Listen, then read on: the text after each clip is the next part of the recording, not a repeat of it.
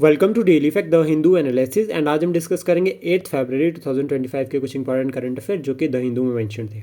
हमारा टारगेट या अप्रोच रहेगी कि हम प्रीलिम्स और मेंस दोनों के लिए करंट एक साथ कवर कर रहे हैं, प्लस साथ में हमारा फोकस जो है वो क्विक रिवीजन की तरफ है, जिसमें हम विद इन 20 मिनट्स जो है वो जितने भी करंट अफेयर्स अगर हम बात करें न्यूज़पेपर में आते हैं तो उसको कवर करते हैं। साथ में हमारा टारगेट एडिटोरियल एनालिसिस पर भी है कि प्रॉपर एडिटोरियल को एनालाइज करते हैं और जितने भी एडिटोरियल जो कि हमारे लिए इंपॉर्टेंट रहेंगे मेंस आंसर राइटिंग के लिए वो आपको मिल जाएंगे हमारे टेलीग्राम पर, तो आप चेक कर सकते हैं और साथ में हमारे साथ जुड़ सकते हैं। प्लस हमारा जो मेन फोकस है, लाइक जैसे हम प्री और मेंस के अप्रोच को फॉलो कर रहे हैं, तो इसमें हम प्रीवियस ईयर जो क्वेश्चंस रहते हैं उनको पूरा प्रॉपर एनालाइज करते हैं कि हर टॉपिक से किस तरह से एग्जाम में क्वेश्चन बना हुआ है। अगर आप हमारे साथ लाइव क्लासेस में जुड़ना चाहते हैं तो आप हमें कॉन्टैक्ट कर सकते हैं ऑन टेलीग्राम। तो शुरुआत करते हैं आज की इस वीडियो को। सबसे पहले हम डिस्कस करेंगे गवर्नमेंट के various initiative with respect to the agriculture sector. ये बहुत इंपॉर्टेंट है और जो हम कंटेंट डिस्कस करेंगे वो डायरेक्ट मेंस में आप इंक्लूड कर सकते हैं। तो सबसे पहले बात करें अगर किसान क्रेडिट कार्ड, जिसको इंट्रोड्यूस किया था 1998 में और 2019 में इसका एक्सपेंशन किया गया, expansion to other sector like allied sector में भी थोड़ा एक्सपेंशन जो है उसका किया गया। अब यहाँ पर जो रिसेंट डाटा है जो कि हम अपने आंसर में इंक्लूड कर सकते हैं वो ये कि 7.75 करोड़ ऑपरेशनल किसान क्रेडिट कार्ड अकाउंट है, यानी कि अप्रॉक्सीमेटली 7.7 करोड़ जो है वो ऑपरेशनल जो है वो किसान क्रेडिट कार्ड अभी अकाउंट जो है भारत में एक्टिव है। और इसमें ये कहा जा रहा है फिर कि अराउंड 9.81 लाख करोड़ का जो है वो लोन जो है प्रोवाइड या सैंक्शन कर चुके हैं। तो ये बहुत ज़्यादा इंपॉर्टेंट रहेगा। और किसान क्रेडिट कार्ड फिर कहाँ से लिंक होते हैं? फाइनेंशियल इंक्लूजन से, स्पेशली फार्मर्स को लोन प्रोवाइड किया जा रहा है मिनिमम इंटरेस्ट पे।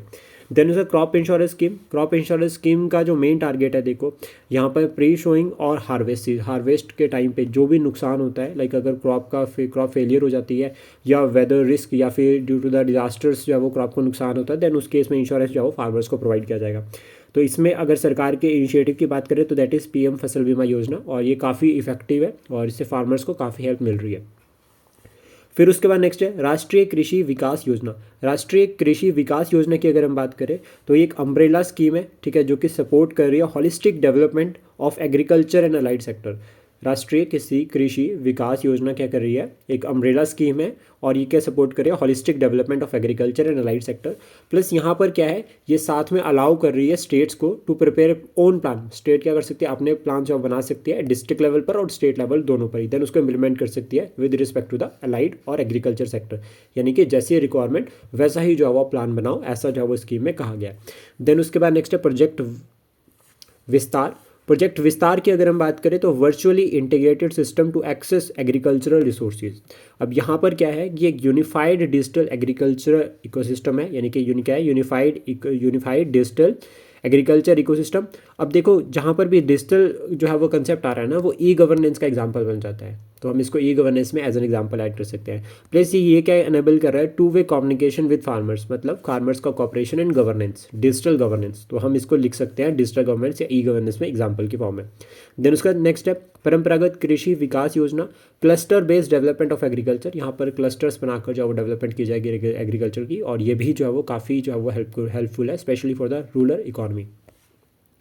नेक्स्ट उसके बाद है फार्मर प्रोड्यूस ऑर्गेनाइजेशंस। अगर हम बात करें 2024 दिसंबर के डाटे की, तो ये कहा जा रहा है कि अराउंड 9268 फार्मर प्रोड्यूस ऑर्गेनाइजेशन जो है वो अभी भारत में है और ये रजिस्टर्ड है।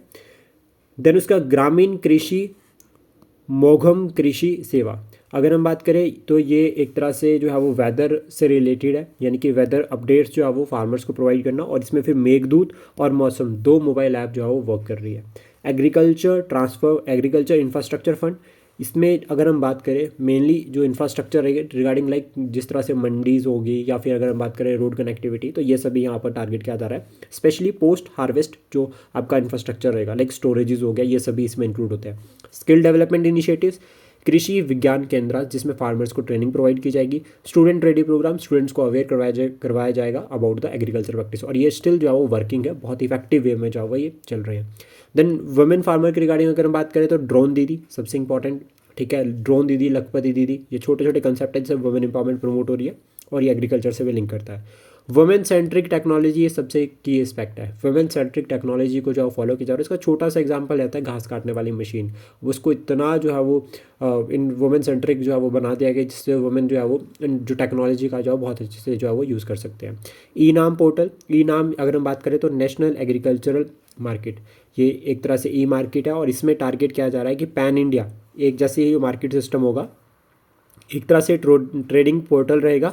और इसको लॉन्च किया गया है 2016 में एपीएमसी के लिए, एग्रीकल्चर प्रोड्यूस मार्केट का जो कमोडिटीज़ है उनके लिए जो है वो ये जो है वो एक मार्केट है, पैन इंडिया एक ही मार्केट है, single.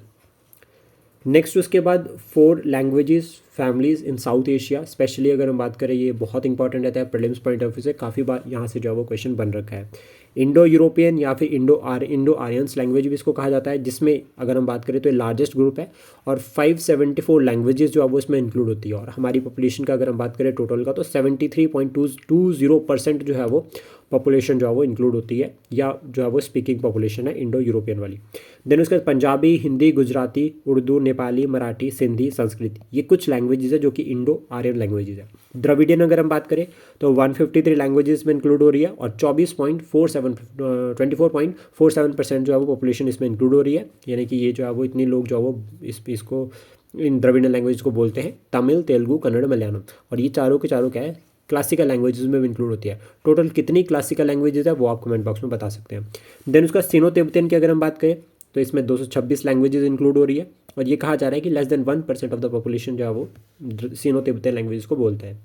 Austro Asiatic languages 65 languages में इंक्लूड हो रही है और पॉपुलेशन की अगर हम बात करें या स्पीकर्स की अगर हम बात करें तो 6.19 मिलियन स्पीकर्स जो है वो ऑस्ट्रो एशियाटिक के हैं भारत में। देन उसके बाद नेक्स्ट है इंडिया का जो remarkable achievement with respect to the tiger recovery. एक बार कहा जा रहा था कि 90% जो है वो टाइगर्स इरेडिकेट हो गया, लेकिन अभी हमारे पास 75% of the global population tigers की है। तो हमारी रिमार्केबल अचीवमेंट है ये। और इसके जो अचीवमेंट हमारी है इसमें अगर हम बात करें 2022 में टाइगर पॉपुलेशन ऑलमोस्ट डबल हो चुकी है। इसके रीजंस क्या है, तो हमने प्रोजेक्ट टाइगर लॉन्च किया था 1973 में, जिसमें अगर हम बात करें तो 57 जो है वो अभी टाइगर रिजर्व्स है। नेशनल टाइगर कंजर्वेशन अथॉरिटी 2006 में बनी थी। ये एक स्टैट्यूटरी बॉडी है जो कि वाइल्ड लाइफ प्रोटेक्शन एक्ट 1972 के अंडर आती है। एम स्ट्रिप्स जो कि मॉनिटरिंग और डाटा कलेक्शन का काम कर रहा है with respect to the tiger. और रेगुलर सर्वे बहुत इंपॉर्टेंट रहता है, स्पेशली अगर हम बात करें टाइगर सर्वे 4 साल बाद होता है। देन की फैक्ट जो आपको याद रखने हैं जो आपके लिए एग्जाम में हेल्प करेंगे, स्पेशली क्योंकि हमारी अचीवमेंट है तो हम इसको अपने आंसर में इंक्लूड कर सकते हैं। तो टाइगर जो ऑक्यूपाइड एरिया है हमारे यहाँ पर 30% 2006 में था और अभी 2018 तक अगर बात 30% और इंक्रीज़ हुआ है, यानी कि 2006 से 2018 के बीच में 30% इंक्रीज़ हुआ है। 85% जो हमारे पास टाइगर एरिया की अगर बात करें तो प्रोटेक्टेड एरियाज़ में है, मतलब जितने भी टाइगर रिजर्व है 85% प्रोटेक्टेड एरियाज़ में है।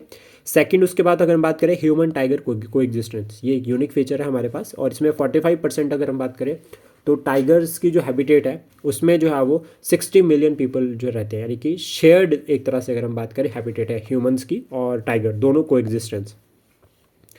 देन उसके बाद नेक्स्ट है इंटरनेशनल क्रिमिनल कोड। अब ये न्यूज़ में चल रहा है काफ़ी। यूएस के जो प्रेसिडेंट है डोनाल्ड ट्रंप, उन्होंने साइन किया executive order to impose financial and visa restrictions on individuals and their families. वो assist international criminal court investigations of American citizen और अलाइज सच एज इजराइल। तो कहीं ना कहीं ये कंसर्न है हमारे सभी के लिए। लेकिन अगर हम बात करें इंटरनेशनल क्रिमिनल कोर्ट के बारे में बेसिक, तो 2002 में बनाया गया था। इसका हेडक्वार्टर हेग नीदरलैंड में है। रोम स्टैट्यू के अगर से ये बना है। और जो ये रोम स्टेटस है एक तरह से यह स्टैच्यू अगर हम बात करें तो इसको अडॉप्ट किया गया था 1998 में इसको अडॉप्ट किया गया था और काम करना शुरू किया है 2002 से। 125 इसमें मेंबर है। रिसेंट अगर हम बात करें तो मलेशिया 2019 में जुड़ा था और यूक्रेन ने ज्वाइन किया 2025 में। तो ये बहुत ज़्यादा इंपॉर्टेंट रहेगा कि लेटेस्ट मेंबर कौन बना है, तो ये वेरी वेरी इंपॉर्टेंट हो गया। India, USA, Russia, Israel, China इसके मेंबर नहीं है, याद रखना। देन इसका साथ साथ में पढ़ते हैं इंटरनेशनल कोर्ट ऑफ जस्टिस। ये एस्टेब्लिश किया गया 1945 में। यूनाइटेड नेशंस का प्रिंसिपल जुडिशियल ऑर्गन है जिसका मेन काम है जितने भी इश्यूज़ इनके पास आते हैं उनको सॉल्व करना। वो इंटरस्टेट भी हो सकते हैं और दो कंट्रीज़ के बीच में भी हो सकते हैं। प्लस साथ में यहाँ पर फिर लीगल ओपिनियन के रिगार्डिंग, मतलब अगर कोई ओपिनियन रहती है या फिर हम जो यूनाइटेड नेशन से कुछ पूछते हैं तो वो ये बताते भी हैं, यानी कि लीगल मैटर पर जो है ओपिनियन भी देते हैं। और इसमें भारत के कौन जज है यहाँ पर वो आप कमेंट बॉक्स में बता सकते हैं, उनका नाम बता सकते हैं। भारत के जज अभी प्रेजेंट टाइम पे यहाँ पर कौन है, मतलब भारत की तरफ से। देन उसके बाद वर्ल्ड गोल्ड काउंसिल की अगर हम बात करें तो इसको एस्टेब्लिश किया गया 1987 में। और मेंबर्स की अगर हम बात करें तो 32 मेंबर्स है इसमें और हेडक्वार्टर इसका लंदन में है। और इसका जो मेन टारगेट है प्रमोट करना gold as a strategic asset, मतलब गोल्ड को जो वो एक स्ट्रेटेजिक एसेट बनाकर रखना इनका जो मेन टारगेट है। अभी रिसेंटली ये न्यूज़ में क्यों है और कितना इंपॉर्टेंट है हमारे लिए वो हम समझते हैं। रिसेंटली जो है वो गोल्ड जो आपका ये वर्ल्ड गोल्ड काउंसिल की रिपोर्ट आई है उसमें इन्होंने कहा है कि इंडिया की जो गोल्ड इन्वेस्टमेंट जो है ना वो सर्ज हुई है 60% टू 1.5 लाख करोड़ इन 2024। तो ये हमारे लिए एक अचीवमेंट है। और इसमें इन्होंने कहा है कि आरबीआई ने रिसेंटली क्या किया है, 73 टन ऑफ गोल्ड जो है वो फॉरेन रिजर्व में ऐड किया है, जिससे हमारा जो गोल्ड शेयर है वो रेज हो गया है 11%। ये रिकॉर्ड है एक। और सिग्निफिकेंस क्या रहता है फिर हमारे लिए इसका, तो देखो सबसे पहला है कि सिंबल ऑफ वेल्थ और स्टेटस रहेगा। सेकंड उसके बाद इन्वेस्टमेंट और सिक्योरिटी दोनों। अभी अगर आपको 1991 के रिफॉर्म्स याद हो तो वहाँ पर हमने अपने सोना जो है वो गिरवी रखा था, तभी हमारे रिफॉर्म्स हुए थे। तो उस तरह से फिर हमारे लिए अगर हमारे पास कोई फाइनेंशियल क्राइसिस आते हैं तो हमारे पास गोल्ड है, हम इसको बेच सकते हैं। देन उसका इससे क्या होगा, हमारी इकॉनमी जो है वो स्ट्रांग बनेगी, हमारी इकॉनमी जो है वो स्ट्रांग बनेगी इससे। फिर उसके बाद गोल्ड रिजर्व्स अगर हम भारत में और वर्ल्ड में बात करें तो बिहार में सबसे ज़्यादा है, देन उसका राजस्थान, कर्नाटका और फिर वेस्ट बंगाल। ग्लोबल लेवल पर अगर हम बात करें तो यूएस में सबसे ज़्यादा है, फिर जर्मनी, फिर इटली, फिर फ्रांस, फिर चाइना, फिर स्विट्जरलैंड और फिर इंडिया, फिर जापान। इंडिया का अगर रैंक बात करें तो 7th रैंक आता है। United nation human right council, again ये न्यूज़ में और यूएस की वजह से न्यूज़ में है। और यूएस ने अभी प्लान किया है, जो यूएस के प्रेसिडेंट ने उन्होंने प्लान किया कि वो विड्रॉ करेंगे, और इसराइल ने कहा है हम इसको फॉलो करते हैं। United nation human right council की अगर हम बात करें तो इंटर गवर्नमेंटल बॉडी है यूनाइटेड नेशंस की। इसको एस्टेब्लिश किया गया 2006 में। इसका हेडक्वार्टर्स जिनेवा स्विट्जरलैंड में है। 47 मेंबर जो है वो स्टेट्स है इसमें, और मेंबर स्टेट्स की अगर हम बात करें काउंसिल में तो 3 साल की जो है वो टर्म रहती है। फिर उसके बाद next Atacama desert. Atacama desert recently news में है और ये लाइट पोल्यूशन की वजह से न्यूज़ में है। और ये कहा जा रहा है कि लाइट पोल्यूशन की वजह से तो यहाँ पे वर्ल्ड का लार्जेस्ट जो टेलीस्कोप है वो जो है वो इफेक्ट हो रहा है। अगर हम बात करें अटाकामा डेजर्ट के बारे में तो इस तरह से, अगर ये हमारा साउथ अमेरिका, और यहाँ पर ये होगी आपके एंडीज़, यहाँ पर ये होगी आपका अमेजॉन रिवर बेसिन। तो ये जो अटाकामा डेजर्ट है ये एंडीज़ और Pacific ocean, this is the Pacific, ये पैसिफिक ओशन हो गया, साउथ पैसिफिक ओशन, और ये एंडीज़, इन दोनों के बीच में इस रीजन में यहाँ पर क्या है, अटाकामा डेजर्ट है। अब ये जो डेजर्ट है, ठीक है, ये one of the driest place है अर्थ पे। और इसका जो ड्राइस्ट का, यानी जो इसकी एरिडिटी है उसका जो कारण है वो हम्बोल्ट करंट है। हम्बोल्ट का एक कोल्ड करंट है जो कि अपने साथ जितना मॉइस्चर है उसको कैरी करके कहीं और ले जाता है। प्लस साथ में ये जो ड्राइस्ट रीजन है सपोर्ट करता है एस्ट्रोनॉमिकल ऑब्जर्वेशंस को, तो इसलिए यहाँ पर वर्ल्ड का जो है वो लार्जेस्ट टेलीस्कोप जो प्लेस किया गया है। फिर उसके बाद वन लाइनर कुछ जो न्यूज़ में थे, तो new director in the ministry of petroleum and natural gas, तो सागर सिंह कलसी को अपॉइंट किया गया है। First black woman to win Miss World title 2025 का, तो वो मिला है तस्गो गेले, इनको मिला है। और ये अटॉर्नी है, यानी कि लॉयर है बाय प्रोफेशन, और ये कहाँ से है, साउथ अफ्रीका से। उसका नेक्स्ट है 6th international day of zero tolerance for female genital mutilation, ये 6 फैब को जो है वो ऑब्जर्व करते हैं। और थीम की अगर हम बात करें तो step up the pace, step up the pace जो है वो थीम है। विजयदुर्ग जो कोलकाता फोर्ट विलियम है जिसको बनाया गया है 1781 में, उसको रिनेम किया गया है यहाँ पर। ये ईस्टर्न कमांड का हेडक्वार्टर है, और अभी का नया नाम क्या होगा, विजयदुर्ग। तो विजयदुर्ग इसे याद रखना। और इसके रिगार्डिंग फिर एक छोटा सा क्वेश्चन भी है कि जो बैटल ऑफ प्लासी है वो कौन से ईयर में हुई है, वो आप कमेंट बॉक्स में बता सकते हैं। देन उसके बाद कर्नाटका की अगर हम बात करें तो कर्नाटका जो है वो रिसेंटली डिक्लेयर किया है कर्नाटका को नक्सल फ्री स्टेट। यहाँ पर एक अगर हम बात करें लक्ष्मी है जिन्होंने सरेंडर किया है, और इसके साथ ये कहा जा रहा है कि 2025 में तकरीबन 22 जो नक्सलाइट्स हैं उन्होंने सरेंडर किया है। तो कर्नाटका क्या है, नक्सल फ्री बन गया है। एक फेमस जो है वो टाइगर रिजर्व है, एक है बांधवगढ़ और दूसरा है बांदीपुरा। तो बांधवगढ़ कहाँ पर है और बांदीपुरा कहाँ पर है, ये दोनों आप कमेंट बॉक्स में बता सकते हैं। काफ़ी कंफ्यूजिंग रहते हैं, इसको इसलिए बार बार जो है वो रिवाइज करेंगे ताकि लर्न हो जाए। फिर उसके बाद मेंस कबड्डी गोल्ड मेडल का टाइटल, अगर हम गोल्ड मेडल अभी किसने जीता है, तो खेलो इंडिया गेम्स 38 जो कि उत्तराखंड में हो रही है, वहाँ पर अगर हम बात करें तो उत्तर प्रदेश ने जो है वो ये मेडल या फिर ये टाइटल जीता। आई होप जितने भी करंट अफेयर हमने डिस्कस किए हैं ये आपको एग्जाम के लिए हेल्प करेंगे। Thank you, please support, share and subscribe daily fact.